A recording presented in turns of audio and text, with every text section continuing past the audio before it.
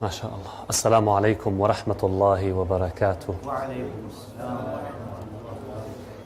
أعوذ بالله من الشيطان الرجيم. بسم الله الرحمن الرحيم. الحمد لله رب العالمين. اللهم صل على محمد وآل محمد وعجل فرجهم. Alhamdulillah Rabbil Alameen. The month of Ramadan is upon us very soon. It is actually rushing towards us.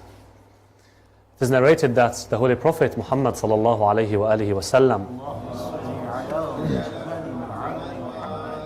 before the arrival of the month of Ramadan, he would invite people to seize this opportunity, to prepare as much as they can for that month. The Prophet sallallahu alayhi wa alihi wasallam would say, "Ha qad aqbala ilaykum shahrullah." Imagine, the Prophet is saying that this is the month of God rushing, coming towards you. It is coming towards you. It is coming to dignify you. It is coming and honoring you. Not that we are entering it, we are going to it. The month of God is coming to us. And he would say, هُوَ شَهْرٌ دُعِيتُمْ فِيهِ إِلَى ضِيَافَةِ اللَّهِ.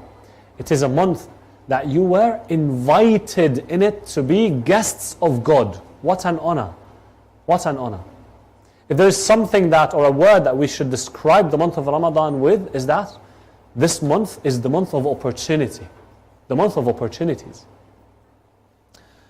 The Prophet says, قَدْ أَقْبَلَ إِلَيْكُمْ شَهْرُ اللَّهِ بِالْبَرَكَةِ. With the blessings, with the rahmah, with the mercy, with the maghfirah, forgiveness. A lot of things that there are to be offered in this month. And Allah subhanahu wa ta'ala, it's like He's sending us this invite. Sending us this invite.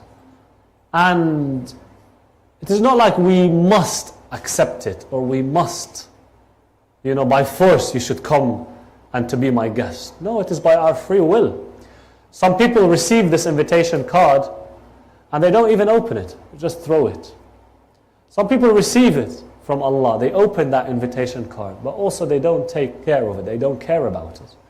They don't fast in this month, they don't read Quran, they don't make sure that they speak to God, they converse with God, they try to get closer to God. Some people like ourselves, inshallah, we open this card, we respect it, we accept the invite, and then we try to do as much as we can. Everyone according to their own capacity. But we try our best. We try our best. So, this month, we try to fast, we try to pray to God, we try to ask God to forgive us, we try to get closer to God. But indeed the best thing that we can do, is that we avoid disobeying God. We avoid the haram. That's not me who's saying it. That's the Holy Prophet sallallahu alayhi wa alihi wasallam when Amirul Mu'mineen Ali ibn Abi Talib asks him. He asks him, Allahumma salli ala Muhammad wa ali Muhammad. He asks him, and what is the best thing in this month that we should do? The Prophet would say, Al-wara' an maharimillah. To avoid anything that God has prohibited. That's the best thing that you could do, because this is a prerequisite for any gain that you would want to gain. You try to purify yourself first. You make sure you shut yourself, you isolate yourself from whatever causes you sickness, and then you take the medication. You can't take the medication and keep eating whatever is making you sick. The month of Ramadan, my brothers, my sisters, is very special. It is actually something that Allah has selected. Look, Allah subhanahu wa ta'ala selected things in this world. From places, Allah selected a few things that are the best. Mecca, Arafah, Karbala, these areas Allah subhanahu wa ta'ala honored specifically. Why? Or how? In the sense that whatever you do there, it is regarded with multiple value. If you do dua there, it is as if you have spent hours or days in dua in the rest of the times. Likewise, Allah subhanahu wa ta'ala selected times in the year. Shahr Ramadan, Rajab, Sha'ban, Ramadan are of these times. In the sense that they allow you to cross distances very quickly. Whatever you would have to do for days and nights and weeks and months, normally, in these months, maybe with one dhikr, it would allow you to cross all these distances in proximity to God. Otherwise, how do we understand when the Prophet ﷺ would say, what? أَنفَاسُكُمْ فِيهِ تَسْبِيحٌ. If you breathe, it is as if you are glorifying God. Yes? How is it then that we understand the Prophet ﷺ when he says, whoever recites one verse, it is as if what? As if he's read the whole Quran in the other times. How long does it take us to finish the Quran normally? 1 month, 3 months, 6 months, 1 year. In the month of Ramadan, if you say just one verse, Taha, that's a verse of the Quran. Okay? Bismillah ar-Rahman ar-Rahim, that's a verse of the Quran. It is as if you've crossed all those times. That's the generosity of Allah. Or when the Quran says Laylatul Qadr, the night of Qadr. See the blessing of this month. One night is greater than khayrun min alfi shahr. If you've calculated how much alf shahr is, 1,000 months, 80 something years. What you could be doing in 80 years of your lifetime, in one night you can cross it. You could be fasting and praying 80 years non-stop. But on that night, in that night, one night, it allows you to cross all these. So this is the blessing of that month. And this is why we're here, inshallah, so that I now listen to you. I'm very keen to listen to everyone's tips and recommendations that you could benefit everyone here, inshallah. So the question is that we'll try to answer together is, what tips can you share with everyone that would help us, help someone like myself, help people here, youngsters, elders, to make the most out of this month? How can we benefit from it? Such that we say, well, this month of Ramadan, it was truly great. We changed something in ourselves. There is something that changed within these 30 days. So this is where, inshallah, I'll open the floor, inshallah, for you. Maybe there might be a microphone, I don't know, walking around. If not, Allah bless you. Forgive me. I'll try, inshallah, to repeat your question or your point that you will raise. Bismillah ar-Rahman. Salawat.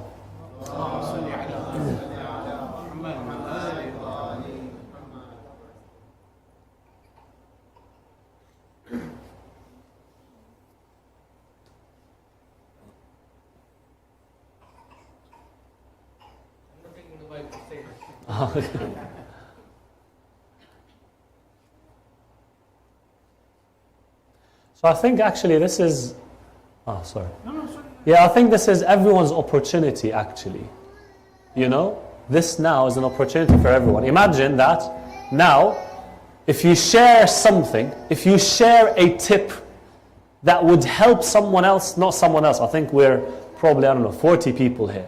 Imagine a tip that you might say that would help 40 people do the same thing, and you would get a share of the reward. I think that's a great opportunity. And don't assume that everyone knows what I'm going to say. Say it. Don't assume that, well, that's not it's not a significant, it's silly. No, not at all. Say it. Inshallah, by the blessing from your tongue, Allah would allow us all to His forgiveness and Jannah, inshallah, because of a word that you might have said in this night.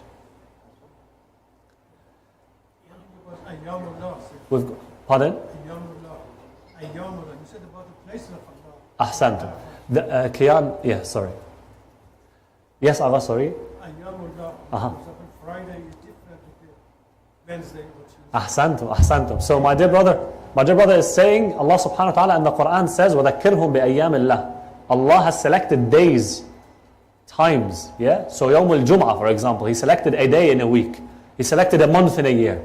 Yes? He selected a night from nights. There's a hadith from one of our imams that says Allah selected from everything something. Yes?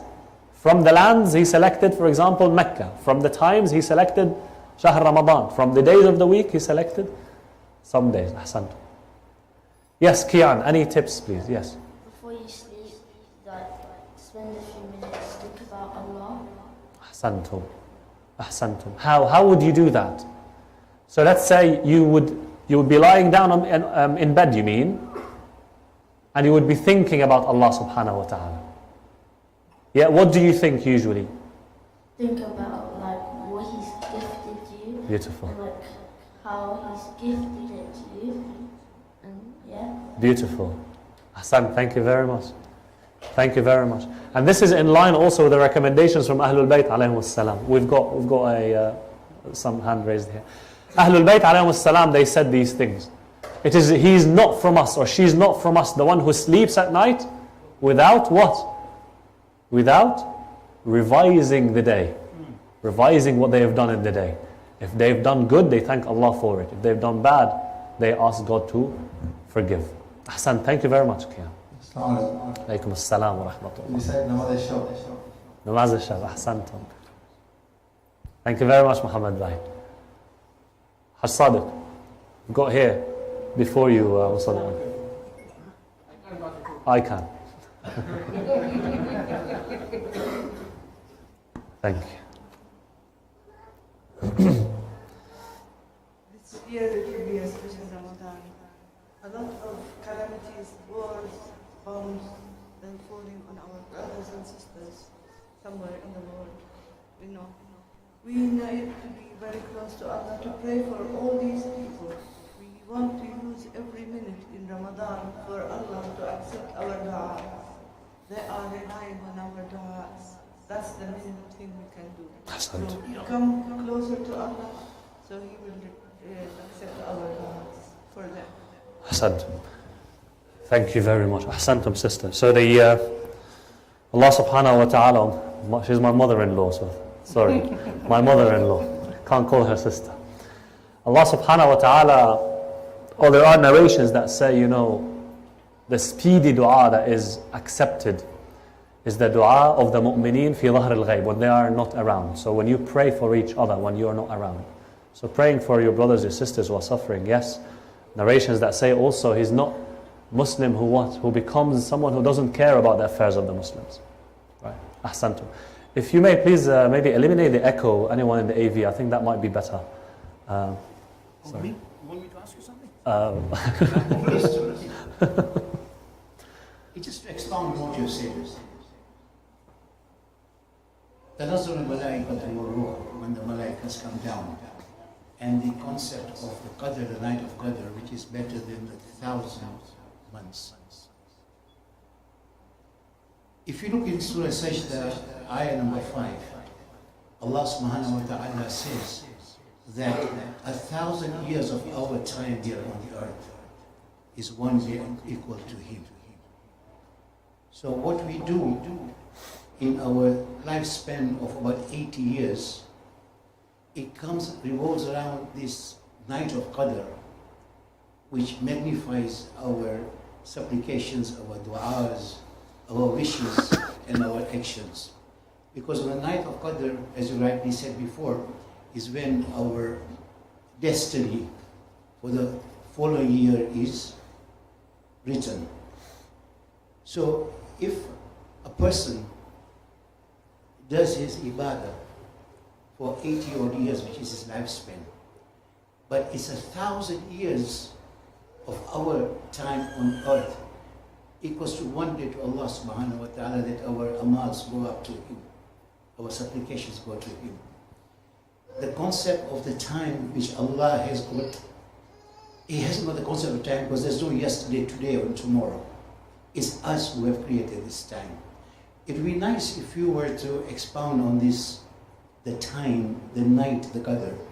And also according to the books of Sayyid Muhammad Taqi al-Mudarrisi, the Marji of Karbala, he says, do you know that this night of Qadr starts from the 15th of Sha'ban, actually, and it goes on, as he beautifully said, that these are the months where we should be closer to Allah. At the end, we are selfish. We want a good life. We want tula umr. We want a long life. We want good things from Allah. So the time, and this is a tip, that it is from 15th of Sha'ban until the 19th of Ramadan, and then the 21st and the 23rd, where the stamp of approval of our deeds, amals and supplications are certified by Allah. Beautiful. So Inshallah, the time thing, I will not touch upon it now, but just because of the topic. The point that you mentioned is very interesting. Usually, sometimes some people think, okay, look, I will start my program when Ramadan starts. When the month of Ramadan starts. Then mid-Shaban comes to remind you actually, like, look, you've got 2 weeks. Inshallah, tomorrow in Jum'ah I'll touch upon this. That look, you've got 10 days of Sha'ban and then 1 month of Ramadan. That's 40 days. 40, you've probably all come across the concept of 40. That 40 is a period of time that is significant. Whether it's 40 years, when someone is 40, they are wise. It's like the peak of wisdom, Or when 40 days pass, and this is where Arba'een, we commemorate Arba'een, because of significance of the number 40. 40 days, there are narrations that say, whoever displays sincerity to God for 40 days, the rivers of wisdom flow, ahsan, from his heart onto his tongue. You become a wise person. 40 days, discipline yourself. So this point is really something that I really like. That is, look, you start not from the first of Ramadan. You start from today, actually tonight. Tonight, until the end of Ramadan is 40 nights, by the way. So try to start your plan today. So any tips that you're hearing now from people, yes, if you haven't started a plan for the month of Ramadan, try to start it today. And try to transition between now and the coming 10 days. So that when the month of Ramadan arrives, you're already in the mood. You're already on the journey. So that you don't find it difficult. Yeah? So let's say eating, drinking. There are some habits that if you think on the month of Ramadan in the beginning, you will find it difficult. Like coffee, I don't know what might you be, kind of used to. Start stopping it from now. It will help, inshallah. Thanks very much for bringing up that point. Ahsant. Any other tips? Yes. Do we have the mic here? Thank you very much.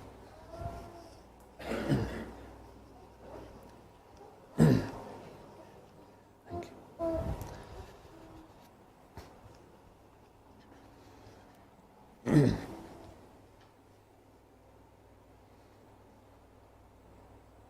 I just wanted to say supplication. So like on the big nights, I think we should, before the big nights, I feel like we should reflect on the supplication that we're reciting, because normally we like just read the Arabic, and there's nothing wrong in that, but I feel like not just on the day when we recite supplications, but before that, just have a look at the supplication and reflect on the English translation, because that can make a big difference.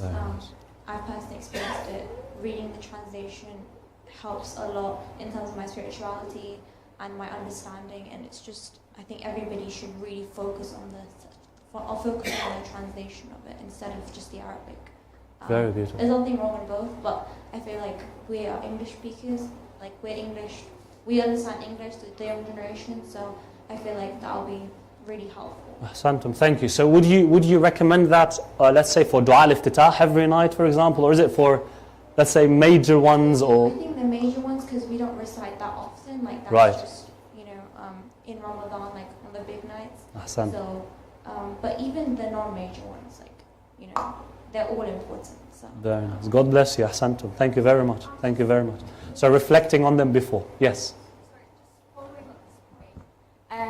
Maybe one of them to keep in mind is Dua Marifat Imam Zamana, to just help us get closer to God through the Imam. So if you read the translation of that, and that maybe as a daily habit would be good. Yeah. Thank you.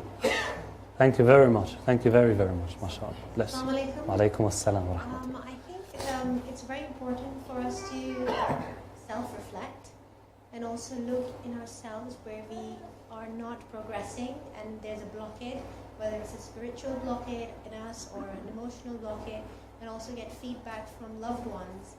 I think it's very important to build your character, and we become like, it's so important to recite the Quran and understand what we are reciting. That's very important, and I think it's more important to also look inside ourselves and pick faults of our own, because unfortunately many of us, and I'm guilty of it as well, we tend to find fault in others, and I think it's really important that you look inside yourself and see where we can improve ourselves and be a better person, a better community member. I think that's really important in in my humble opinion. Ahsantum, no, thank you. That's beautiful. If I may continue on that point, because I agree 100%. But one challenge I face is, okay, how do I start? Is it practically now, right? What should I do? Is it that, for example, Kian mentioned a very beautiful point. Okay, before you sleep, right, think about God. Okay, you can do that. It's an action plan. So if I have something in me that I want to change, something that you said, blocking your way towards God, a bad habit, for example, how do I do it actually? I really want to change, but actually, how can I put it in a program whereby I force myself to review, right, to introspect, review myself, see in action the next day, for example, and then review. So that's one thing that I struggle with. And this is where I'm actually honestly looking for tips, on how to do this. Yeah, like you mentioned, one thing that we have to get rid of the things that make us sick and then go towards the medication. Similarly, I think things that make us angry and trying to control our anger when we want to say bad things about others behind their back, so literally like zipping your lips and trying to control ourselves. So these things make us sick spiritually. So I think that's really important. If we have a tendency to lie, maybe a small white lie, and then you stop ourselves from doing that. So that's a sickness that we need to control and get rid of. And then again, the medication comes with supplication. So Right. I think it could be a step as well, like take it step by step. Okay, so remaining watchful, basically, right? Yeah. Remaining watchful. Very mindful of your actions. Yeah. One thing I'm also wondering, maybe for everyone, thank you very much, is do people feel that they are more watchful of what they say when they are fasting and hungry and thirsty, or is it the opposite? That's one thing I'm wondering about, basically. Is it that when you're hungry, when you're fasting, you become more conscious of what you say, or is it the opposite? So people are nodding, yes? It's the atmosphere of the month. If you're feeling spiritual, then you will mind what you say, you think, you talk, and you mingle. Right, so if you feel spiritual, if you're kind of living the experience. But that spirituality doesn't just come in Month of Ramadan. It's not like a switch on. So it doesn't come out of the blue. It's impossible. I tried that in my younger days. It has to start earlier, you mean? It has to. Yeah, ahsantum, thank you. Yes. To be kind, helpful, especially in this month, and every little good deed should be praised, whether it is done by a child or an adult. So praising them boosts their energy and makes them do more good deeds. Wonderful, thank you so much. So that's a tip for the youngsters as well, isn't it? Thank you very, very much. Ahsantum. So yes, we've got young people here, so please do make sure they benefit from your experiences, right? So from all your years of experiences. Yes. After those behind you, after it. Yeah, assalamu alaikum. Alaikum assalam. I think there might be a bit of plagiarism with my point because I think it's been mentioned a few times. But with the reflection side of things, a practical thing that I find quite helpful is journaling. So journaling? Yeah, journaling. So before I sleep every night, I tend to write down maybe 2 or 3 things that I'm happy about and 2 or 3 things that I feel like I could have improved on. And the latter really helps me focus my mind on things that I've done during the day where I could do some changes. And I think it was a couple of months back that I sort of done this, and it just really sped up sort of improvements in myself. So, for example, a small conversation that I was having with my sister or something like that I might have overlooked, it made me look back upon it and think, oh, actually, there was something that she was actually saying that I completely overlooked. So, yeah, my tip would be sort of journaling, because I feel like that really helps with the reflection point. Interesting. Thank you. So you feel it's better to write them than just think them? Well, I think thinking it's good because it's a step in the right direction. For me personally, I think the act of writing it in a book or just a bit of paper helps me. I don't know if it's a practical kind of thing, where actually writing it just helps me unload my thoughts. Yeah, because it's not personal. I've heard it from many people, basically, who do that. Yeah. And this is one of the things that I'm trying to motivate those who don't write, like why it is good to write it rather than just think it, you know? So, no, thank you, ahsantum. God bless you. We've got one at the back and someone at the front. MashaAllah. Yeah, so just touch on the brother's point about journaling. If you don't have any sort of thoughts that come into your mind you want to write down, they're available online. If you just type in Ramadan Journal, there will always be like for the whole 30 days, like for day 1, day 2, day 3. So I think that actually helps. Wonderful. And coming on to a point of... So sorry, is that something that you do every night, is it, if I understood correctly? Every night or? MashaAllah, MashaAllah, Hassan. I mean, if you don't have like 30 thoughts for 30 days, I mean, they're all templates available online. Just Google Ramadan Journal, and it would actually guide you. So it would very nice. Maybe anything to do with like mindfulness. Touching on the point on the recitation of Quran, we tend to whiz through the recitation of Quran to try and finish it in the holy month. But I feel also trying emphasis to read the Arabic is more rewarding than reading the translation. But obviously, translation for understanding, yes. Also, maybe take a small chapter and try and learn the background of that chapter. So in the whole month, you mean decide a chapter? No. I mean, it depends on your capabilities. Okay, yes. What you can do. So obviously, don't overburden yourself. But yeah, that's it. Wonderful. Hassan, thank you very much. So yeah, so you're emphasizing both parts of reading the Arabic itself, because that has existential light. That's very important. And it doesn't mean that you don't understand, or you just recite it without understanding. So you need to make a step forward, no matter how small, towards understanding the Quran. Thank you. With Ammar, I think.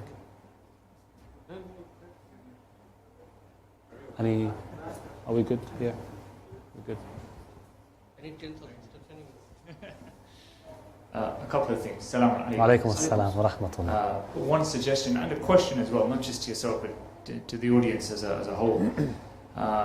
The suggestion personally I find is, and I love this analogy about the month of Ramadan being like a detached house.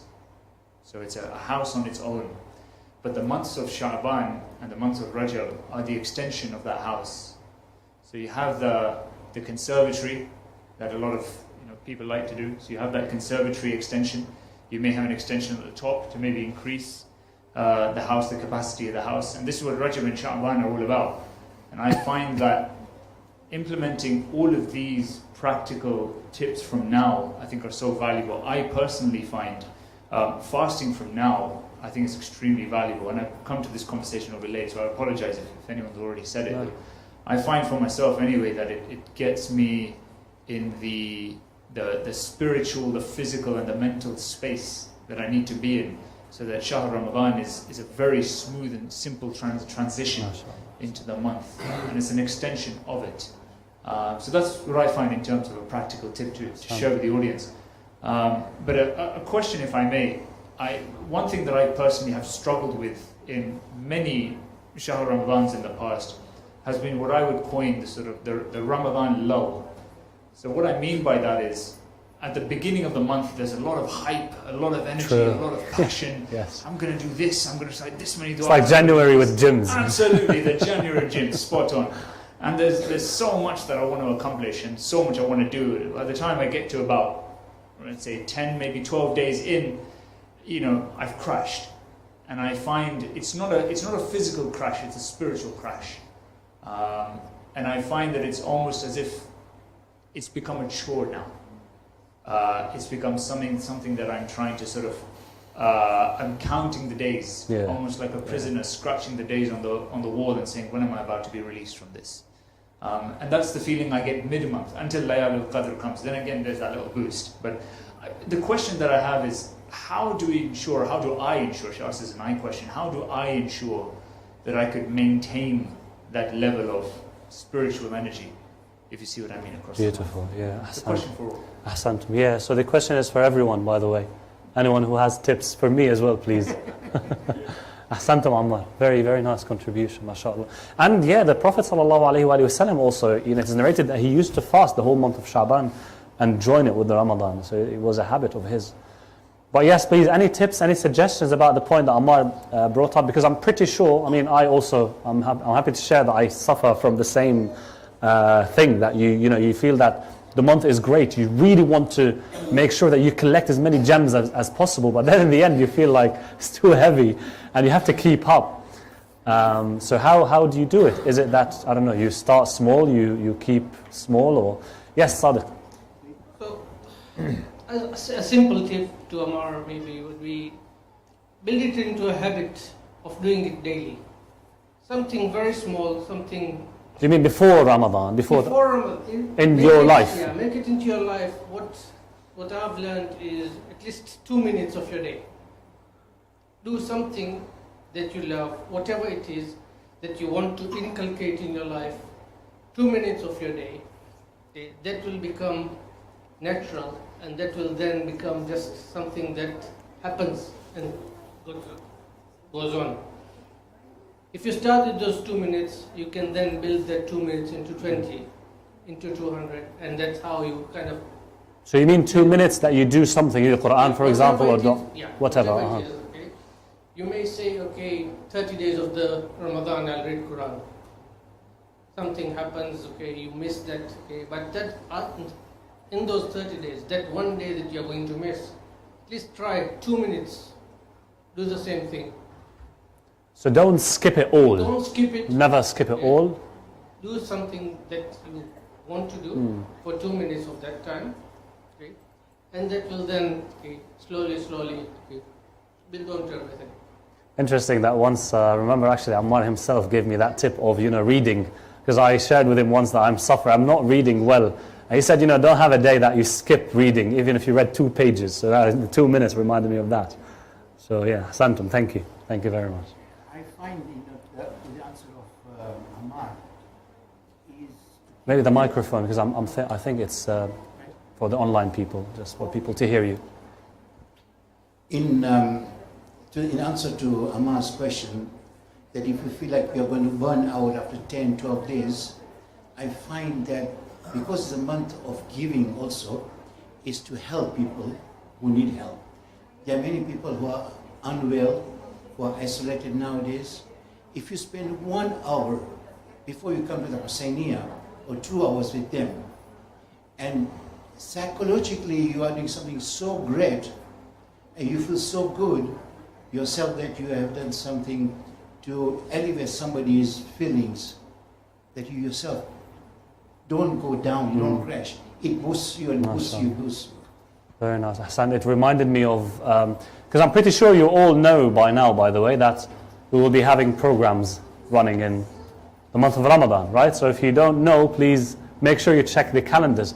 So inshallah there will be every night Quran Khani, most of the nights in the mosque. I think 2 nights per week or 1 per week will be online. But making sure that we attend together, I think that spirit of congregation is very important. I feel like Allah subhanahu wa ta'ala is reminding us of that every day in Fatiha, right? So even though you're standing on a prayer mat alone, you say, oh God, guide us to the straight path, yeah? So there's a sense of community. So I think if we can make sure that we actually attend, right? So the Quran Khani, for example, yeah? That's one thing, I mean, in the interest of time, it's something I'm also curious about. If people see a benefit in that or not, that we recite when we are together, right? Because someone might say, oh, I can recite at home, right? But do people see a benefit in reciting together the Quran? Yes. Yes. Does everyone not see benefit? And genuinely, does anyone see like, okay, that's not really effective or efficient? So if people see that it is effective and efficient, inshallah, I'll ask you about your commitment and make sure that inshallah we see you every day here. There will be also talks every day almost. Allah give you patience, so you'll have to be patient with me. I'll be delivering mostly short talks, 15 minutes every day, except when there is a munasabah. So that inshallah we can incrementally learn something and try to apply it for a day at least. Yes, about different topics inshallah. So please do make sure that you attend. I think attendance here, making sure that you push yourself to come here, at least that would give you a boost for the coming day or two. At least that would allow you to see that, okay, look, I'm not alone. There is us, there is everyone. Everyone is in this. Everyone is, for example, maybe facing some kind of, down feeling down spiritually. But when we gather together, maybe the Layalul Qadr, after Layalul Qadr, I think the fact that we see each other here every day, yes, that helps keep that boost for some time. So I hope inshallah that was helpful for everyone. I don't want to delay you further, we're a bit late. May Allah bless you all. I'm very grateful for what you shared. I'm pretty sure I'll apply the things that you all mentioned. And I'll watch the recording to make sure I didn't forget anything inshallah. May Allah bless you all. Please recite salawat ala Muhammad wa ali Muhammad.